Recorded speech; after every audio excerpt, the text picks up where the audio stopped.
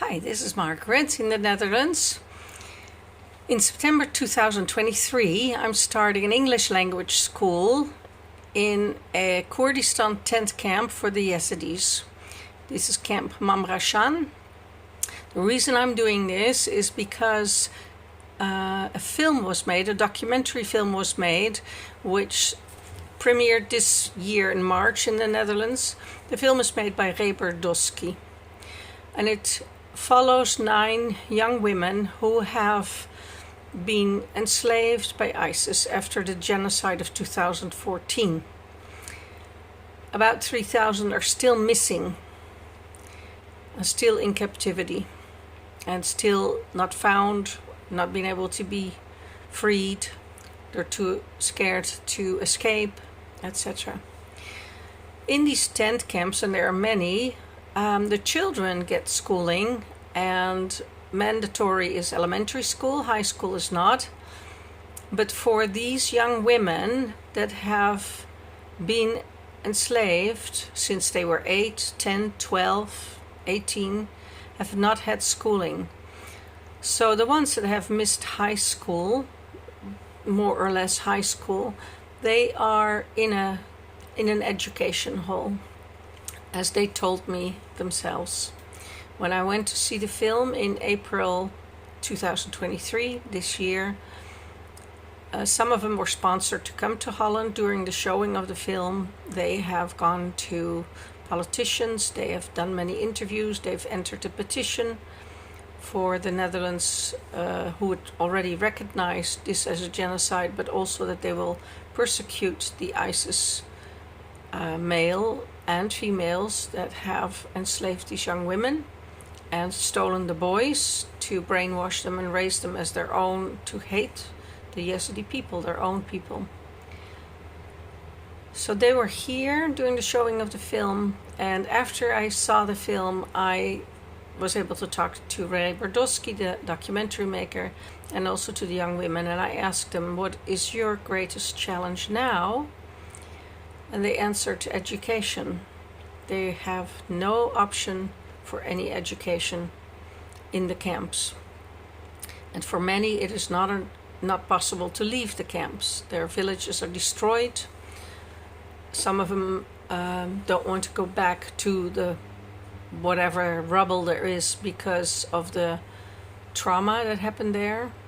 There's the blood and the bones of their ancestors are there, and their ancestors means their mothers and their fathers and their brothers and their uncles and their grandmothers. And some of them don't want to go back because their neighbors were people who betrayed them and handed them over to ISIS. So how could you go back and live next to those neighbors again? In any case, when they told me they didn't have any opportunity to go and be educated so they could go to university, some of them want to become lawyers, some want to become doctors, some want to become educators, some want better options for a solid future, for an independent future. Then I quickly thought and said, okay, I don't know Kurdish, but I can teach you English, which you will need when you go study, which you will need if you have a good job, which you will need if you want to work in a restaurant or a hotel. You'll need English, and I'll teach you computer skills. And I'll come for at least a year. And I want this program to grow to the other camps, because my theory is that as long as there are survivors living in these camps without any options, there must be education for them too. So I'm planning to make this grow to other camps. Same formula perhaps as I'm starting with my pilot program. So if you're a retired educator or soon to be, if you are a student about to graduate and get an education in teaching and want to take a sabbatical and want to come and help, think about this. Think about doing this for at least a year to help these young women to get far enough so they can do entry exams to the universities and be on their way. slowly but surely. Give them self-confidence. Learn to trust humanity again. And at the same time, I'm not forgetting the children. I will not have classes for them, but the children are most certainly welcome in my classroom in between classes when they're free from school, and come, and whether it's doing puzzles or come in color, or whether they need help with some English, they get English too, some help with our English lessons. I'm all there for them too. And I want there to be music, so I'm bringing instruments, and I'm starting a library as well.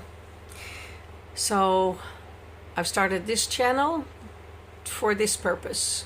We will make videos and post them as to what's happening in Yazidi School in Camp Mam Rashan. We will place those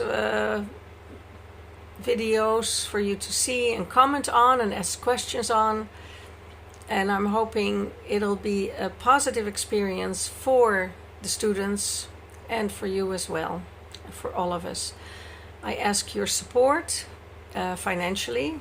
I ask your support in prayers, if that's what you do, in energy, in meditation, in however which way you do. Even a thought is carried on energy and reaches us all. We are all united in this. I cannot do this alone. And the partner of Reberdowski, who is a well-known lady in the Netherlands,